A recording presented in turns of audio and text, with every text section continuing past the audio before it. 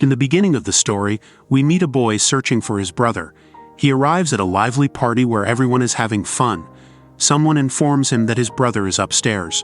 When he finds his brother, he's in a bad state, speaking oddly about their dad who had passed away years ago. This alarms the boy. He brings his brother downstairs, but then his brother suddenly attacks him with a knife and is later killed. This terrifies the party attendees. In the story, we meet Mia, a 17-year-old girl who is staying with her relatives after her mother's passing.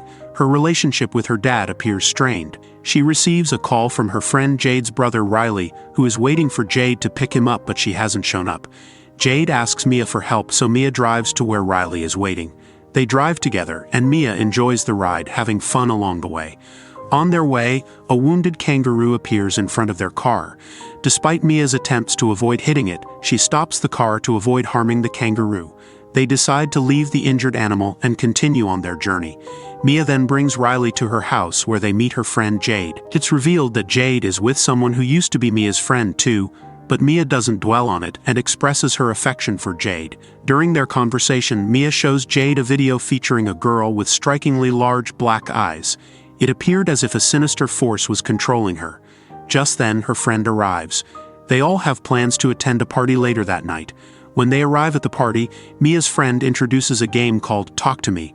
Mia eagerly agrees to participate and finds herself tied to a chair.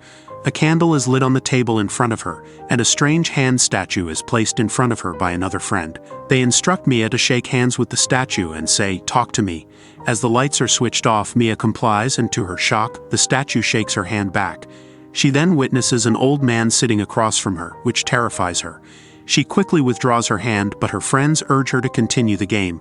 Mia decides to engage further in the game by shaking hands with the statue and saying, "I let you in," effectively allowing any malevolent force associated with the game to enter. Suddenly, she sees her brother-in-law Riley in front of her and warns him that someone is behind him and has affection for him. This frightens Riley, who wonders who could be lurking behind him, especially since he's surrounded by friends.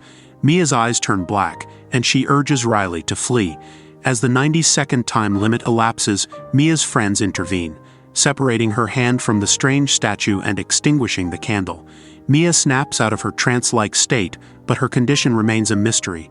Later that night, unable to shake off the unease caused by Mia's experience, Riley struggles to sleep alone in his room. Seeking comfort, he tries to join his sister and her husband in their room, but they refuse to let him in. Riley decides to rest in the lounge where Mia is spending the night at his house. Mia confides in Riley about a recurring dream where she stands in front of a glass but doesn't see her reflection. They discuss the unsettling game experience, and Mia describes feeling as if she were floating during the game. As Riley starts to doze off, Mia gently takes his phone and sets it aside before affectionately running her hand through his hair. However, as she does so, we see her hand, which appears to possess a strange, malevolent black energy. Mia remains influenced by the evil that entered her during the game, indicating she's been possessed. Later that night, all their friends gather at Jed's house. Jed's mother advises them to steer clear of alcohol and drugs before leaving the house. Mia asks one of her friends about the mysterious hand, wanting to learn more about its origins. Her friend explains that the hand is believed to have been severed from a medium's body. Mediums are individuals who can communicate with spirits from the afterlife. It's said that the hand serves as a conduit between the living and the spirit world. Intrigued by this revelation, everyone takes turns playing the game with the hand, and they record each other's experiences on video. They all find it thrilling, except for Jed, who chooses not to participate even once. Despite Riley's encouragement to join in, Jed declines and leaves the gathering. As Jed leaves, Mia, under the influence of the devil, permits Riley to play the game. Mia herself is under the control of the devil, obeying its commands without question. When Riley begins the game and utters, "I let you in," Mia's deceased mother's soul enters her body, communicating with Mia. However, before the allotted time for the game expires, the devil, who has a fondness for Riley, manages to enter him.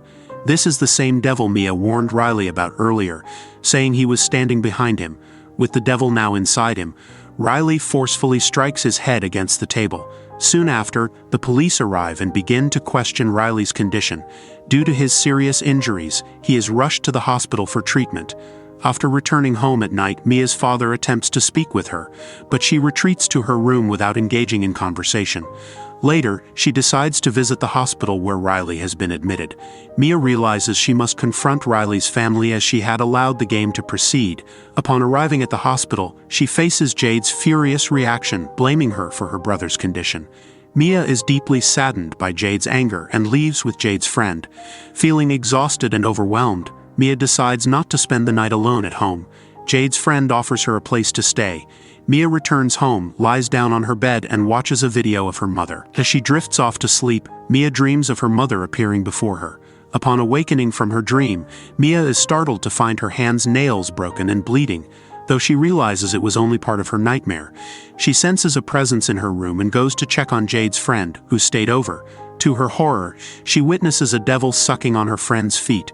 Frantically trying to wake him up, Mia urges him to see who's nearby. However, it's revealed that it was Mia herself sucking on her friend's feet, much to his shock and fear upon awakening.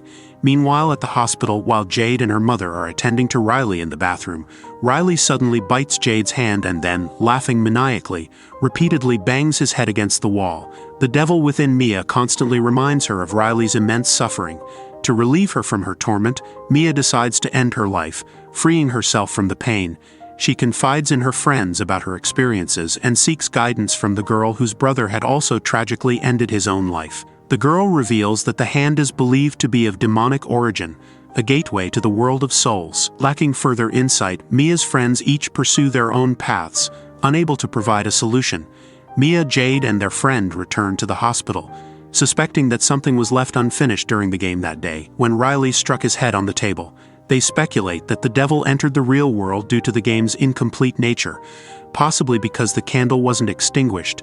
They then present the demonic hand to Riley, hoping for a resolution, but nothing changes. Feeling desperate for answers, Mia tries to communicate with Riley by shaking hands with the demonic hand and pleading to talk to him.